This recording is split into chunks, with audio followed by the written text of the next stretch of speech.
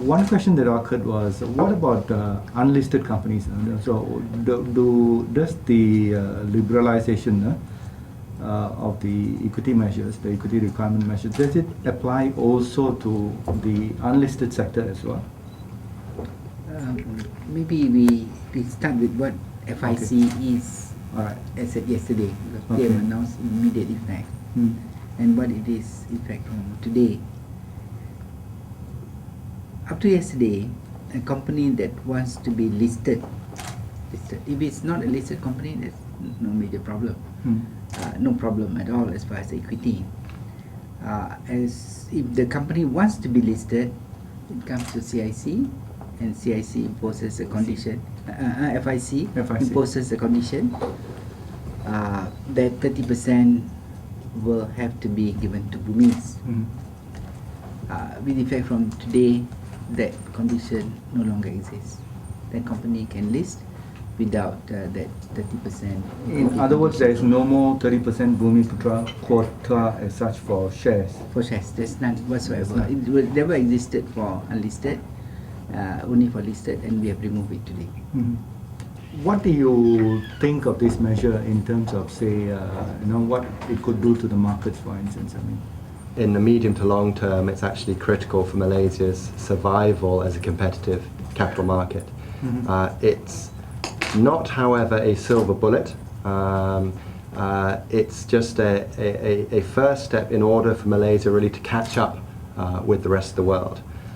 What happens next enables Malaysia to be sort of equal footing compared to other markets. So it will be up to the attractiveness of the individual companies that are concerned as to the long-term impact of the market. Najib, what do you think that this will do for local entrepreneurship and for development of industries and so on? More compared challenging. to before? More challenging. They have to be more competitive. But I think they are up to the mark. They have been up to the mark before. What this FIC guideline does is actually remove impediments. Impediments for foreign as well as local investment. So they'll have more opportunities as well, more opportunities to grow, to participate in the economic in business activities. So it will be a good move.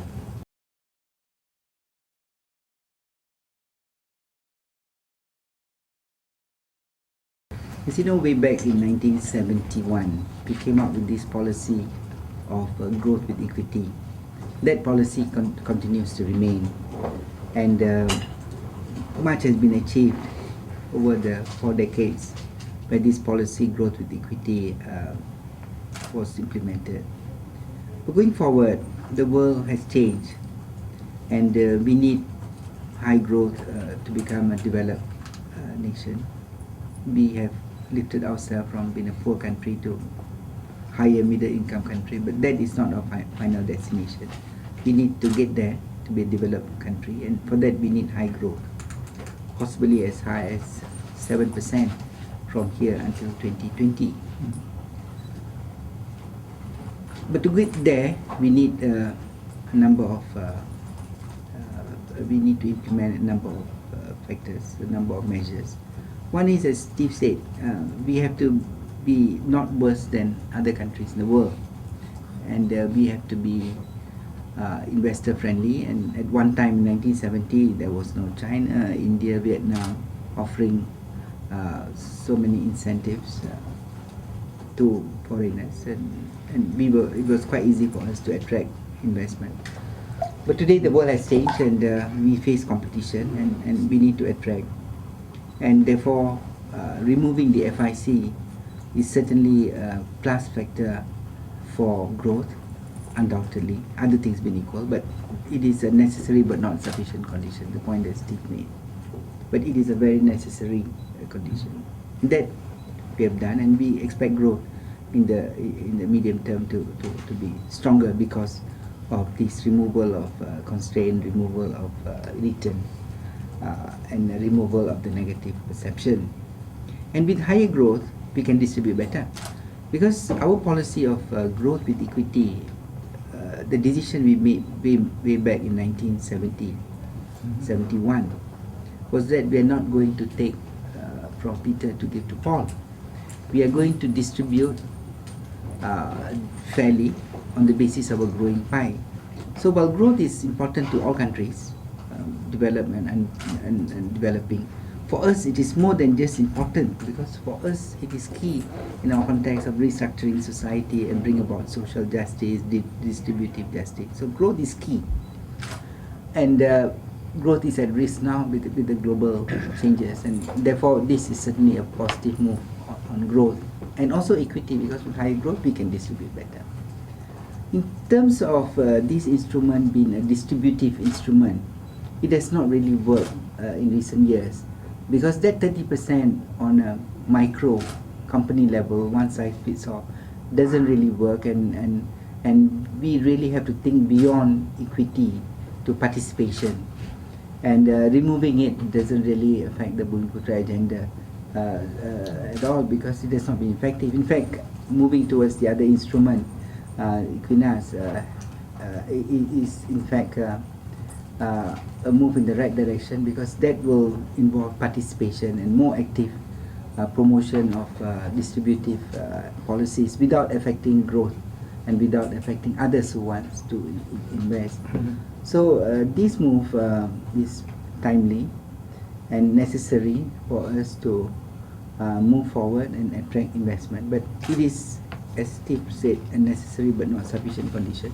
We have to work hard on other factors too, such as producing the right type of skills, moving a little bit more into services sector, moving into high growth economy, emphasizing R&D, creativity, innovativeness, and moving up the curve in manufacturing, moving up the scale to higher value added. Many things have to be done, but this is a very important building block in the new economic model moving forward.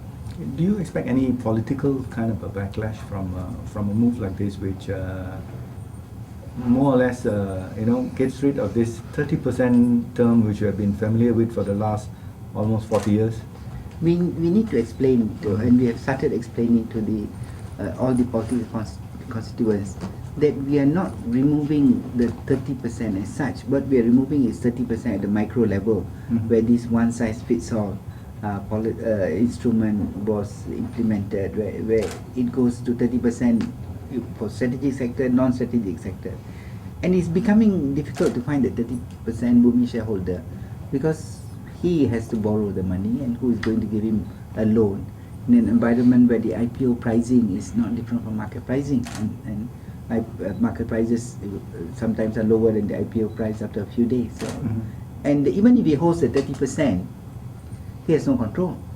So he becomes, as the PM says, sleeping partner in 5, let's say, the 30%. The 5 hotels, they have 30% each. What is the objective?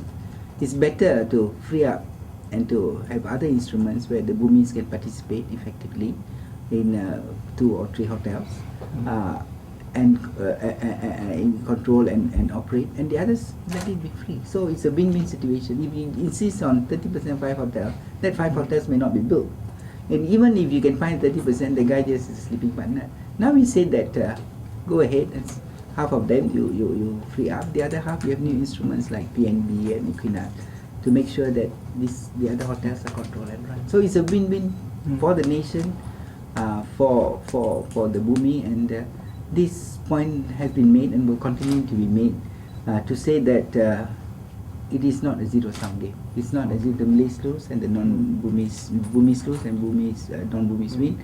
Everybody wins. The 30% equity for the Bumiputra more sustainable and more effectively implemented, because the FIC, as Tan Sri mentioned, was not really delivering the goods.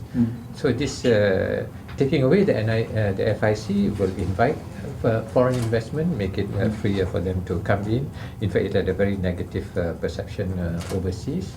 So there's no more FIC. And the pursuit of NEP, incidentally, NEP, the perception overseas, and which is why negative, NEP, they always think of the equity, 30%, etc. So actually it's growth with equity. And this is just equitable growth, which I think is something that every economy, every country should strive for, equitable growth, rather than gross laissez-faire, which is not equitable. It's not been sort of holistic, and therefore does need to be adjusted. It's also evident it has created some obscene wealth in very few hands, and therefore it is necessary that what is a fairly old model now be tweaked, and this is what I see as happening, that it's being remodeled for today's Malaysia.